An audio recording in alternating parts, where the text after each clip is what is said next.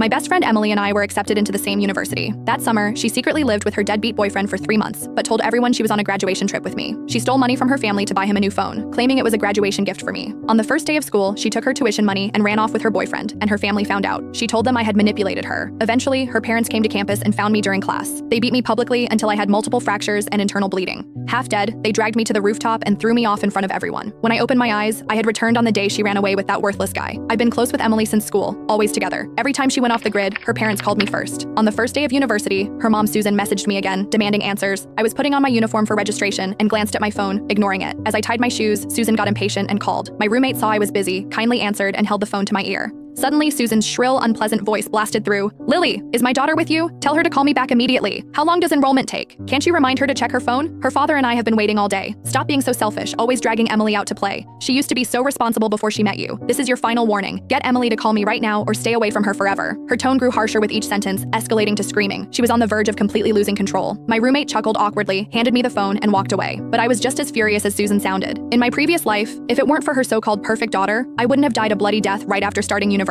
Just because I was Emily's only friend, I became the excuse to cover up her relationship with that loser Mike. Countless times I'd be in class when Susan called, demanding to know where her daughter was. I'd lie to her mother, following Emily's instructions, until one day Susan came to my classroom and caught me in a lie. She slapped me across the face and flipped my desk in public. From then on, I became the villain corrupting her daughter in her eyes. Later, I tried to distance myself from Emily, but we still ended up at the same university by chance. And even when I was thrown off a roof to my death, they believed they'd removed a bad influence from their daughter's life. This time, I won't let myself walk that path again. When I didn't reply, Susan grew more impatient. "Can't you hear me? Emily's right there with you, isn't she? Stop pretending, tell her to call me." I smirked and spoke to the air. Emily, your mom's looking for you." The air, of course, didn't answer. Before Susan exploded, I slowly said, "Sorry, Emily's at the gym. The music's too loud. She can't hear you. She'll contact you when she's done." After that, I hung up with a dark expression. I turned and left the dorm for our first physical education class. After gathering on the field, the teacher started us off tough. We had to run 5 laps around the track. When he finally called stop, everyone collapsed on the ground, completely spent. I wiped the sweat from my brow when 2 familiar figures approached from across the field. Susan's shrill voice carried over. "Excuse me, I'm looking for my daughter Emily, the one with the best grades in the class." My heart sank. I didn't expect them to come so early, so I quickly got up to head to the restroom. But as I turned to leave, Susan grabbed my hair and yanked hard. "You little bitch, why are you sneaking away? Feeling guilty, huh? Tell me, where's my Emily? She hasn't seen me or her father all summer, always off with you. Even bought you expensive gifts. You little slut, is this how you treat a friend?" I checked the gym class roster with the teacher. Emily's name isn't on it. With that, Susan pulled my hair violently, and I fell backward onto the ground. Her face was twisted with rage, eyes full of hate. I'd just finished running, my legs were weak, and before I could get up, Emily's father John stomped on my chest. I could barely breathe. Susan laughed coldly and grabbed my hair again. Forcing my head back, she snarled,